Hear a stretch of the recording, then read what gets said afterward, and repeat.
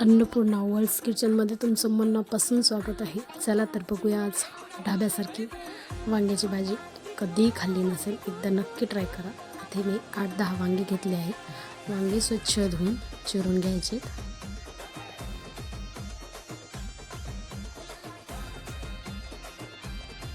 छान आणि मस्त वांगी आहेत, ताजी ताजी.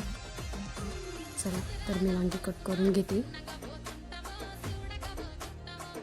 यामध्ये मी थोडी जिरी घातली आहे. यामध्ये आपण वांगी कट केलेली फ्राय करून घेणार आहोत. जास्त नाही, थोडे अगदी नॉर्मल आपल्याला वाफवून घ्यायचे आहेत. यामध्ये थोडं मीठही घालायचं, एकदम टेस्टी होतात.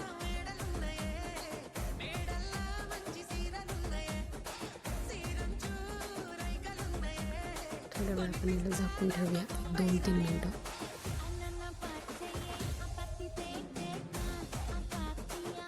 बघू शकता छान झालेली आहेत वांगी. चला तर आता मी इथे एक कांदा घेतलेला आहे कट करून, तेजपत्ता, 2-3 लवंग, मिरी, थोडंसं खोबरं, अर्धा वाटी तीळ, अर्धा वाटी शेंगदाणे आणि 2 चम्मच दाणे. हे वाटण आपण भाजून घेऊया.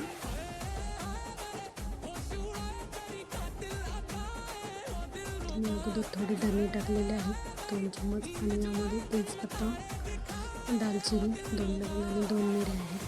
पण छान प्रकारे भाजून घेऊयात.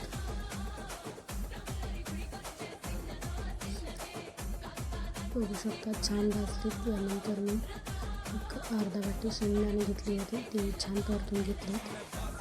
त्यानंतर तीळ आपण छान परतून घेतलेले आहेत. त्यानंतर खोबरं मी किसून घेतलेले होते, जेणेकरून पटकन असते. यामध्ये कांदा, लसूण आणि एक आल्याचा तुकडा यामध्ये आपण टाकून घेऊया. बघू शकता सगळं साहित्य भाजलेलं आहे. चला आता याला आपण मिक्सरमध्ये बारीक करून घेऊयात.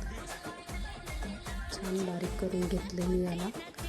फ्राय झालेली वांगी खूपच सुंदर, मला तरी अशीच खायला आवडतात. चला वाटण मी बारीक करून घेतलेलं आहे.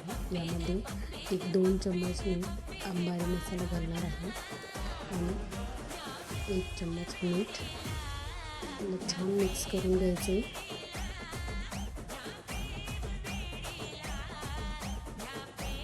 हे साहित्य आपण वांगीमध्ये घालणार आहोत.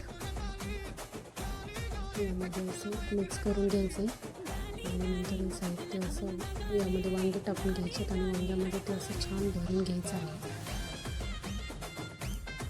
वांग्याला छान चव येते.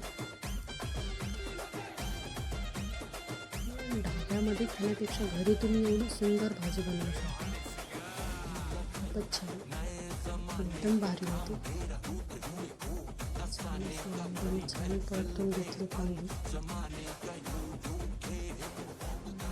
यामध्ये मिळतो मसाला.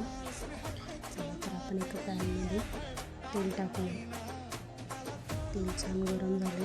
यामध्ये मी जिरे घालते 1 चम्मच.